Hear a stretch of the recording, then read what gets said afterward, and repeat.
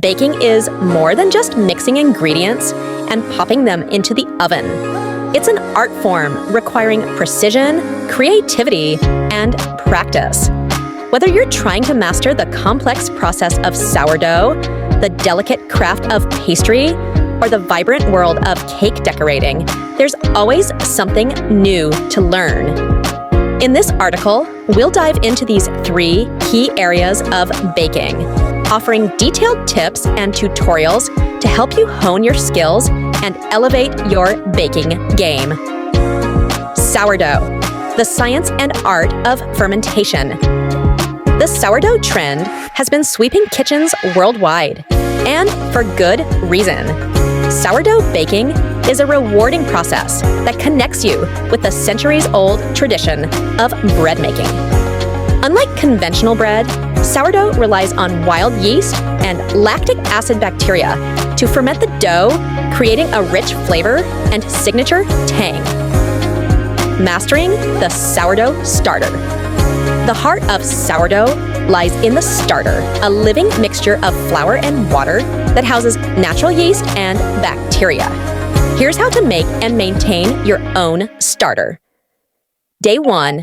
Combine flour and water mix. Equal parts flour and water, about 100 grams each, in a glass jar.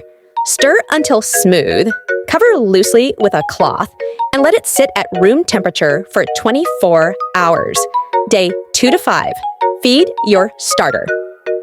Every day, discard half of the starter and add 100 grams of fresh flour and 100 grams of water.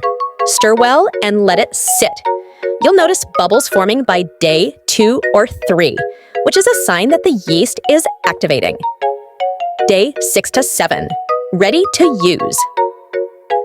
After about a week, your starter should be bubbly and have a sour, yeasty smell. At this point, it's ready to use in your sourdough recipes.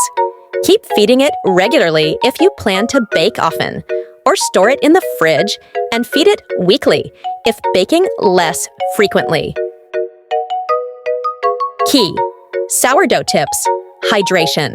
Sourdough doughs are typically high in hydration, around 70 to 80%, which can make them sticky. To handle sticky dough, keep your hands lightly oiled or wet. Stretch and fold. Instead of kneading, sourdough doughs benefit from gentle stretch and fold techniques during the bulk fermentation phase. Every 30 minutes, stretch a corner of the dough and fold it over, repeating for all 4 sides. This develops gluten without overworking the dough. Patience. Fermentation is a slow process. Allow the dough to rise at room temperature for 4 to 6 hours, or slow it down by placing it in the fridge for a long, cold fermentation overnight, which deepens the flavor. Pastry. Mastering flaky and tender doughs. Baking the perfect pastry, whether it's a buttery croissant or a delicate tart crust, requires mastering dough that's both flaky and tender.